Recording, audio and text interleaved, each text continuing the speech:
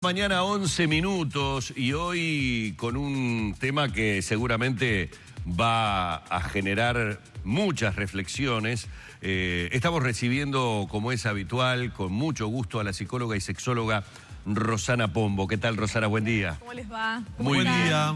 Me alegro. ¿Todo bien? Bueno, ¿Todo bien? hoy con un tema del que vivimos hablando, lamentablemente vinculado más que nada a noticias policiales, Sí. que es la violencia de género, pero en este caso abordado desde la relación sexual, la violencia de género en las relaciones sexuales, en donde además parecería ser que por cuestiones hasta culturales, Sí. si se quiere, la imposición del hombre siempre es como mayor, o por lo menos la imagen que nos viene culturalmente es justamente la de quien absorbe, quien en definitiva posee en la relación sexual. ¿Cómo Claro. afecta ese tema las relaciones Sí. de pareja?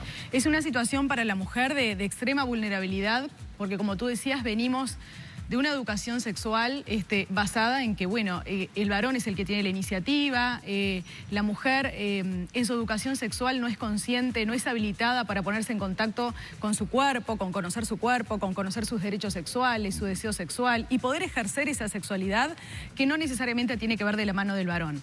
Pero en esa educación sexual, muchas veces muy silenciosa, sin mensajes explícitos, Sí. la mujer viene armándose subjetivamente un concepto como que la sexualidad y el goce de su sexualidad va a ir de la mano del varón.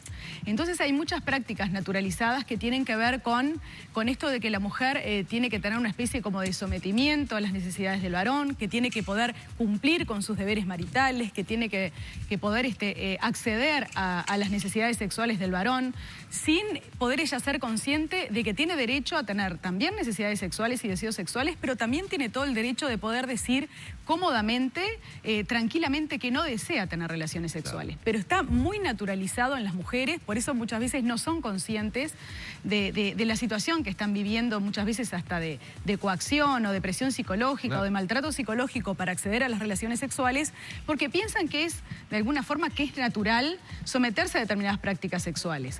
Es más, muchas veces la mujer viene, hay un grupo de mujeres que consultan en Plenus por bajo deseo sexual y muchas veces no son conscientes de por qué no tienen ese deseo sexual y que tiene que ver con cómo son esas prácticas sexuales. Y utilizan muchos mecanismos como evitar esas relaciones sexuales sin poder decir que en realidad no lo desean, porque tampoco son conscientes de cómo es su sexualidad. Por eso están en una situación de extrema vulnerabilidad, porque al no poder manejar sus cuerpos y su propia sexualidad y ponerla en manos del varón, ¿cómo después pueden enfrentar a ese varón para decir que no? Claro. Y después empiezan, bueno, todas las coacciones o las presiones psicológicas relacionadas a ese maltrato sexual que vive la mujer y que muchas veces no es consciente y que se somete a esas situaciones por no ser víctima de una infidelidad, para evitar el mal humor de ese varón, para evitar los conflictos, las discusiones con ese varón, y accede muchas veces a tocamientos sexuales sin desearlo, a penetraciones, que podríamos estar hablando de una violación sin desearlo, fingiendo que quizás quiere, pero en realidad no quiere, no se anima a decir que no, y permite prácticas sexuales sintiéndose de repente triste, sintiéndose a veces hasta ultrajada, y no lo puede decir a nadie porque se supone que está en una relación de pareja donde esas cosas suceden y tiene que cumplir con eso. Y recién puede ser consciente y lo puede visibilizar y puede empezar a empoderarse de lo que sucede en la terapia sexual, en el marco de una consulta, donde se empieza a visibilizar esta situación. Ahora, a ver, debe ser difícil llegar a la confesión, o más que la confesión, al punto de darse cuenta que ciertas trabas, problemas o circunstancias provienen de la violencia de género que se da en el momento de la práctica sexual. Esto que decías muy bien, el entendido de que entre cuatro paredes Sí. todo está consentido, pero en la medida que sea concertado entre los dos. Claro. Que si hay un no de algo, el no es no. Es un no. Exactamente. ¿Cómo hacer con la otra parte? Porque evidentemente si tenemos la parte de la víctima, es decir, de quien va Sí. perdiendo el deseo sexual, de quien siente toda esta violencia, está la otra parte convencida de que ejerce un derecho. Exacto. Estoy hablando en este caso del hombre. Claro, el varón muchas veces no es consciente que está ejerciendo una violencia sexual sobre esa mujer, porque el varón también ha sido educado de que, bueno, que tiene sus necesidades sexuales y que las tiene que ejercer de alguna forma, porque si no, la relación no va a funcionar. evolucionar o si no, tiene el derecho de buscar satisfacción sexual en otra parte. Es decir, si su pareja no lo puede complacer porque parecería que es su obligación, no la ve como mujer de derecho sexual o como que ella, la siente la mujer muchas veces como objeto de deseo sexual, porque también es conceptualizada esa mujer como que no tiene conciencia de cómo funciona. Entonces, al quedar en manos del varón, y el varón, al tener ese deseo sexual y de alguna forma no poder motivar a esa mujer con esas prácticas sexuales que él asume como varón, que la tienen que incentivar, por ejemplo, en vez de un buen juego previo que muchas veces necesita la mujer, ir directamente a tocar sus mamas y sus genitales, que es lo que ha visto en la pornografía y que se supone que eso puede excitar a la mujer y que la mujer no entiende por qué no se excita, porque no conoce su cuerpo, muchas veces insiste, suplica, reclama, pensando que es el camino y que es su derecho para que la mujer accede porque de alguna forma lo tiene que complacer. Muchas veces este tipo de práctica que estás describiendo supongo que irán acompañada de una violencia psicológica de ese hombre hacia esa mujer. Exacto. Hay mucha coacción sexual y que muchas veces estas dos personas no son conscientes de que hay una violencia en eso, que hay una violencia de género, ninguno de los dos. Ahí está, y tú venías mencionando algunos puntos, pero ¿a qué tienen que estar atentas las mujeres que justamente por ese desconocimiento propio a veces, bueno, queda ahí todo en esa bolsa y no se están dando cuenta de que se trata de violencia? Exacto. Estamos hablando entonces de que las mujeres pueden hasta sentirse culpables de por no complacer a ese varón y buscan ejercer conductas de evitación. Cuando le preguntamos a la mujer, bueno, ¿y tú cómo te sentiste cuando fuiste tocada en alguna parte de tu cuerpo, alguna parte íntima que tú no querías y no te atreviste a decir que no? ¿Cómo te sentiste cuando tu pareja quiso penetrarte y tú no tenías deseo y tuviste que acceder de alguna forma? Y ahí es cuando ellas empiezan a darse cuenta de que se sintieron humilladas o se sintieron ultrajadas o se sintieron hasta violadas y no lo pudieron decir.